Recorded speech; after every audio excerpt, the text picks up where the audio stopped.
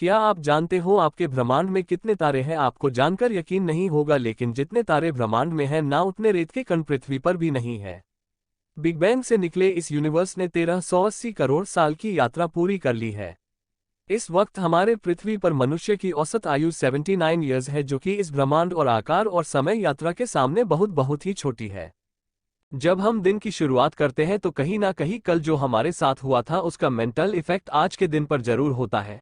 कल का दिन बेकार हुआ था कि अच्छा हुआ था, इसके आधार पर हम सुबह सुबह आज का दिन कैसा होगा पहले ही सोच लेते हैं। लेकिन आपको याद रखना चाहिए कि समय की सबसे बड़ी खूबसूरती क्या है, जो एक बार चला गया तो वह सिर्फ यादों के रूप में हमारे दिमाग में रहता है।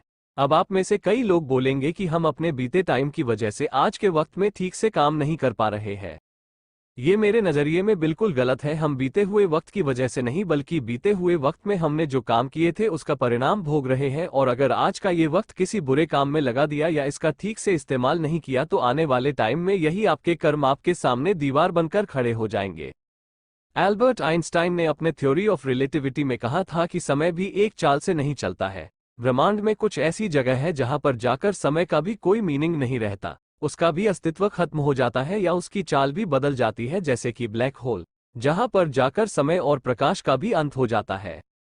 सेम थ्योरी ऑफ रिलेटिविटी हमारे डेली लाइफ में भी अप्लाई होती है। आपने नोटिस किया होगा, जब हम दुखी होते हैं तो समय मानो रुक सा जाता है और जब हम खुश होते हैं तो समय मानो दौड़ने लगता है, वक्त का पता ही नहीं चलता। और इस तरह से आप अपने इमोशंस की वजह से अगर समय की चाल से छेड़छाड़ करोगे तो सेम ब्लैक होल वाला हाल आपका भी होगा, क्योंकि अपने दुखों को दिल से लगाओगे तो वहां से कभी आगे नहीं बढ़ पाओगे। और अगर बहुत ज्यादा खुश रहोगे तो यार कब तक रहोगे, एक दिन उसका भी अंत होगा और फिर से डेक शुरू होगा। इस चक्कर से बाहर निकलना है। एक इमोशनली मेंटली स्टेट होनी चाहिए जब आप दिन की शुरुआत कर रहे हो। कल क्या हुआ था या कल क्या होगा, ये थॉट्स दिमाग में आना नॉर्मल सी बात है, लेकिन मेरा यकीन मानो आपका पास्ट या फ्यूचर आपका ना तो कुछ बिगाड़ सकता है और ना ही आपका कुछ बना सकता है।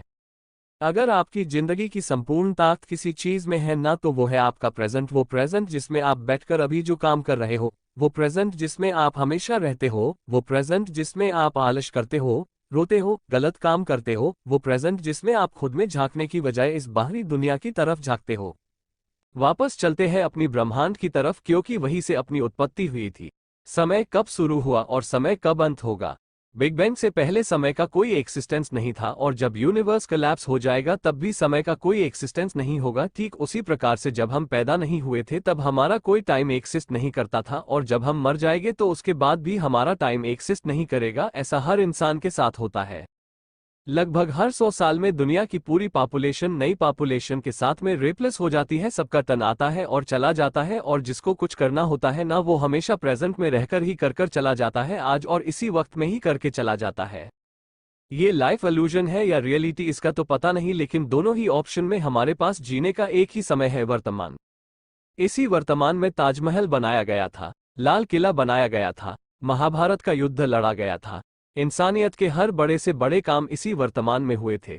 अगर अपने इतिहास को किसी यादगार लम्हे में बदलना चाहते हो ना तो प्रेजेंट में जीना सीखो। आज के वक्त में सबसे जरूरी चीज यही है कि हम अपने हर तरह से वर्तमान में दिन प्रतिदिन, हफ्ते दर हफ्ते, महीने दर महीने और साल दर साल अपना बेस्ट करने की कोशिश करें।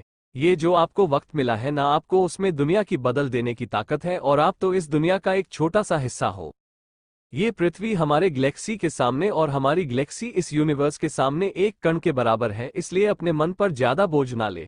चीजें ऐसी ही चलती है। जब तक आप अपने आप को प्रेजेंट में फील नहीं करवाओगे तब तक आप अपना फ्यूचर नहीं बना पाओगे। अगर कोई महान राजा जिस वक्त युद्ध लड़ रहा होता था और उस वक्त अगर वह उस युद्ध को छोड़कर ये सपना देखता कि यार मैं जीत जाऊंगा, तो हो सकता वो वहीं पर ही युद्ध में मारा जाए, क्योंकि उसका ध्यान उस समय के युद्ध में ना होकर फ्यूचर पे होगा।